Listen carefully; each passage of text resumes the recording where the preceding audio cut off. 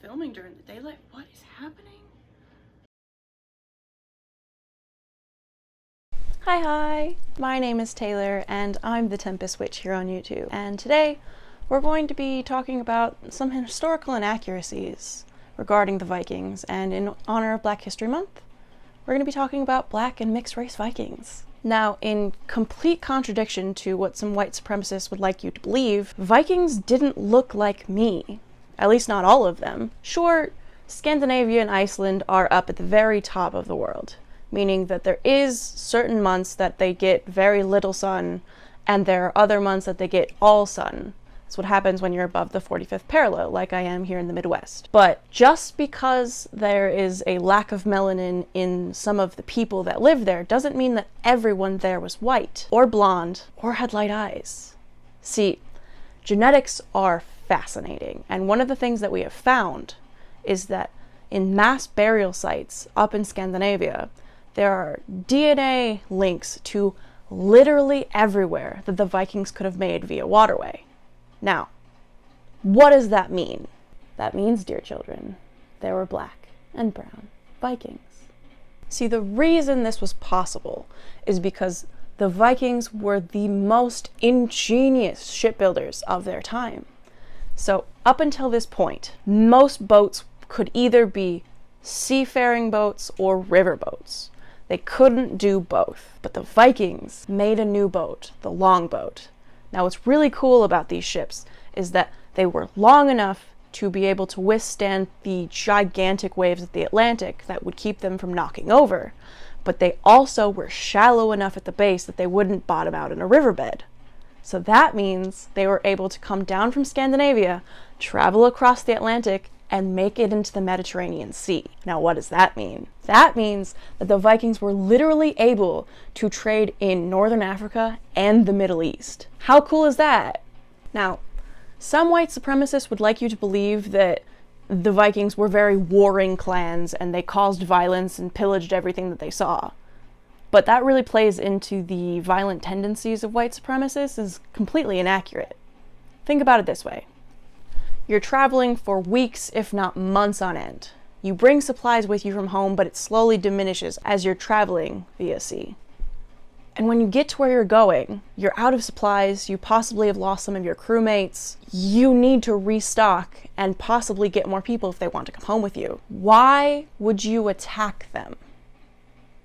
That doesn't make any sense. See, the Vikings were not necessarily a violent people. Sure, they did pillage some people and some villages, but usually that was just because of disrespect. Oftentimes, kings or other jarls or leaders of clans would cause disrespect to the Vikings by insulting their way of life, by their practices. A lot of Vikings were actually much... How do I say this? It wasn't always men that came back with the Vikings, the ones that they asked to come home with them. See, what's cool about the Vikings is that they were very particular about hygiene. They would often have combs for their beard and their hair. Everything was always very well groomed. They were clean. They bathed regularly because of the fjords and all of the different riverways that were near their homes that they could bathe in.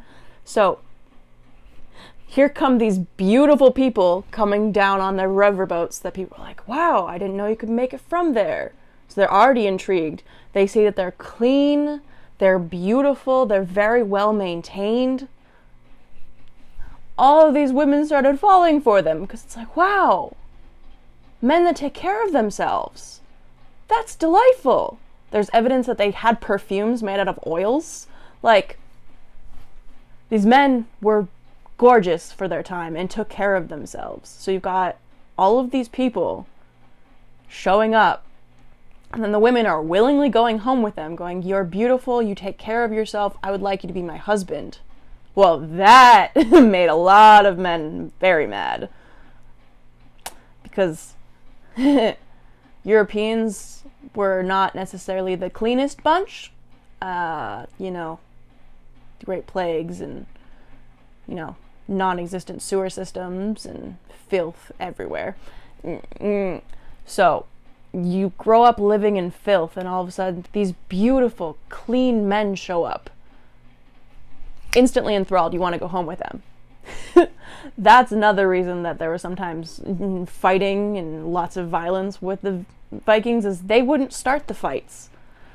But women would want to leave with them, and the men of that village would attack the Vikings due to jealousy.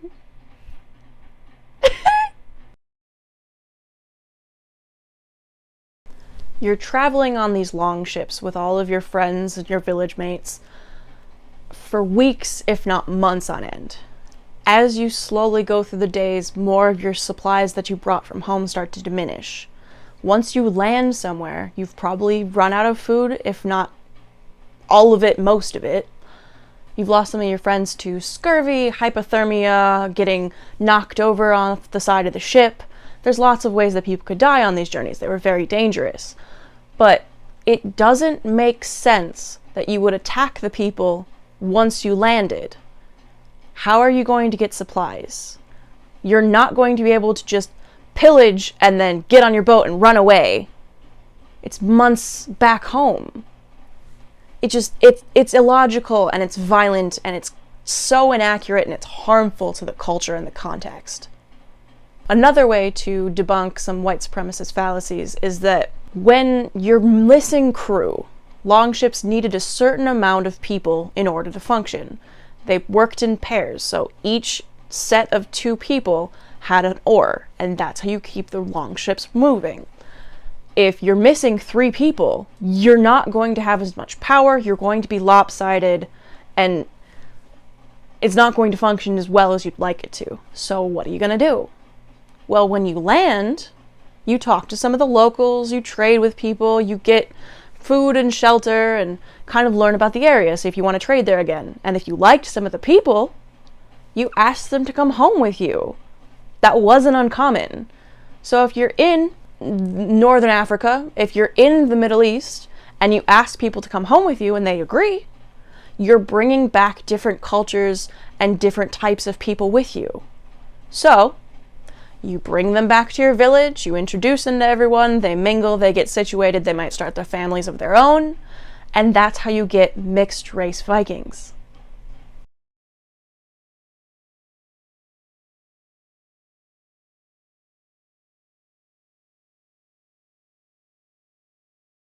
Another way we know that the Norsemen knew about Africa was that they had a word for the people. Blåmen. Now, technically, Blåmen means blue man, but at the time in the dialect, blue and black were interchangeable, so it makes sense, but it might not equate correctly to today. The more we find out from these burial mounds, the more it comes to light that this fallacy that all Vikings were these warring people that were blonde-haired, blue-eyed, fair-skinned people is just so damaging and erases the culture that existed. It was thriving, it was beautiful, it was diverse, and to minimize it and whitewash it is so disrespectful. I will preach this until the day I die, but part of my craft is to hone my skills and to learn as much as possible in my short human life. The Vikings worshipped Odin, the personification of the pursuit of knowledge.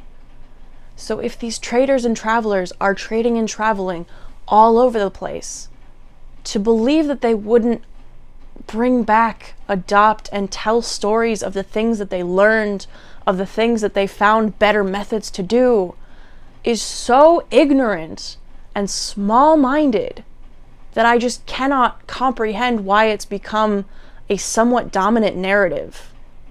I have seen too many interactions on social media, especially on TikTok, of white men specifically calling out other pagans, Norse pagans specifically, who might be black, brown, anyone who's not white and doesn't fit their narrative, saying they're appropriating the culture.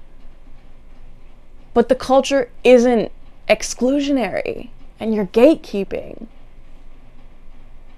Anyone, and I mean anyone, can follow this path if it resonates with them.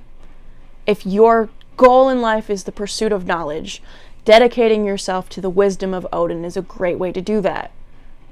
Nowhere in the rules of this practice does it say that you have to be white and blonde-haired. It's so dumb. It's infuriating, honestly. I made a really quick TikTok about this about a week ago, so if you want to go check that out, my name is Taylor the Tempest over on TikTok. I'll just put it up here. But lots of people in the comments said something that was kind of staggering to me. It was, I didn't know this, or you taught me things that I should have learned in school, and something similar to that along the ways. And it just saddens me because we're so Eurocentric in America, and we like to believe that the dominant narrative should be completely whitewashed and disregard all of the beautiful diversity in our history. Racism is stupid. People are people, and the Vikings knew that, and we should have too. If you're going to be having a store, if you're going to be having a business, if you're going to be trading, traveling, doing any of those things, to go into it believing you are superior means that there are that many people that you cannot interact with without hate in your heart. There are that many people that you yourself have ostracized from being in your life. And all of those people have stories to tell. All those people have experiences that you could learn about. Why would you cut yourself off from all of that knowledge just because someone doesn't look like you? I speak on behalf of the rest of the Norse pagans, the decent ones, that if you find this practice resonates with you, come join us. We're all just learning things. That's all we're doing. We're enjoying life, we're experiencing what we can, we're learning what we can, just having a good time. And that's all everyone should be doing. You don't have to look like anything to be a Norse pagan. You don't have to look like anything to be a pagan. Just live your life, be kind to each other, and learn the truth about your history. Alright guys, I'm going to step off my soapbox here for a second and just give you a few other things to consider. Now, I don't want you to get the wrong idea. I tend to speak in absolutes, but that's not necessarily completely accurate. Like I said, I say completely a lot, and take everything I say with a grain of salt. Not everything was always hunky-dory. The Scandinavian Vikings had slave trades. They had three classes of people. The Jarls, the Carls, and then the Thralls were the slaves, who weren't able to have any upward mobility in the society, but they weren't necessarily chosen by race or anything. It was more opportunistic. I want you to understand that a lot of the rhetoric we have now is inaccurate, but there is some truth to what they're saying. It's usually just extrapolated a little bit too much. All in all, we don't know a lot about the Vikings because there's not a lot of surviving records, but we know some things.